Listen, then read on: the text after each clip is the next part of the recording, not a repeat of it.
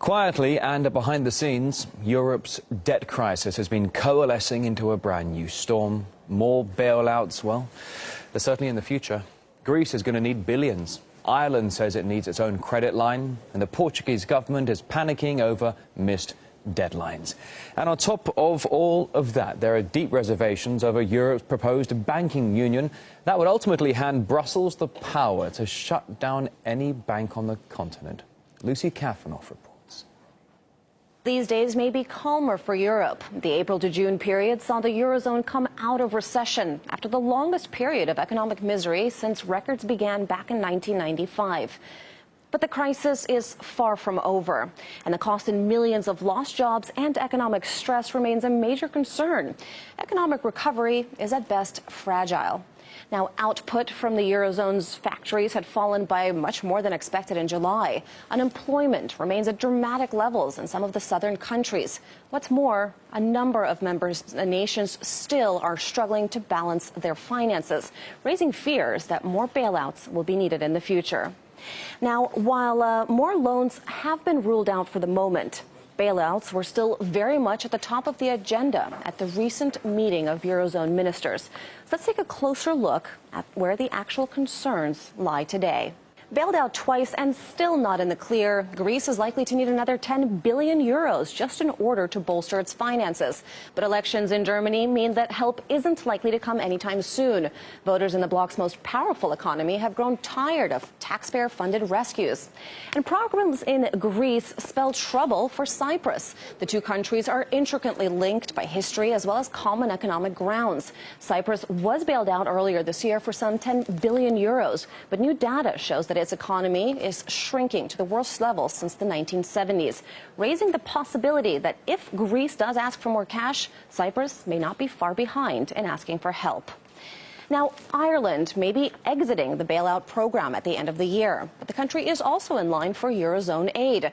Now, its finance minister had suggested a credit line of 10 billion euros. This is to serve as what he calls a backstop to give confidence to investors.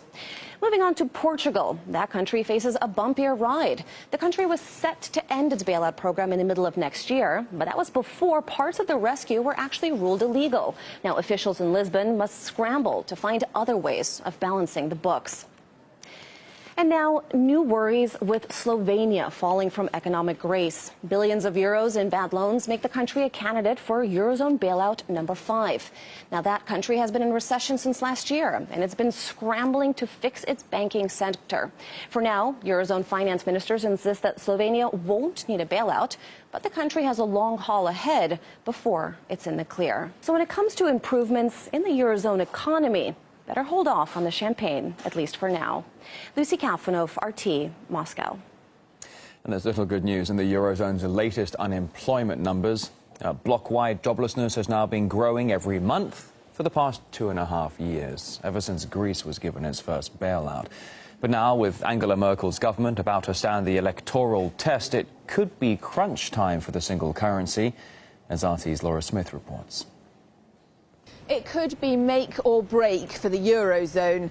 As the German election approaches, Europe's a region still stuck in recession with outbreaks of social unrest. And some believe the outcome of the election could be a catalyst for change.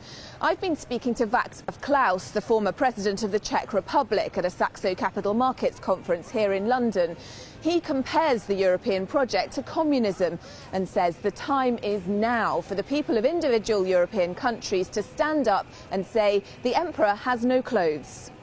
Well, I think that everyone who has open eyes in Europe sees that it's impossible to continue without a radical change.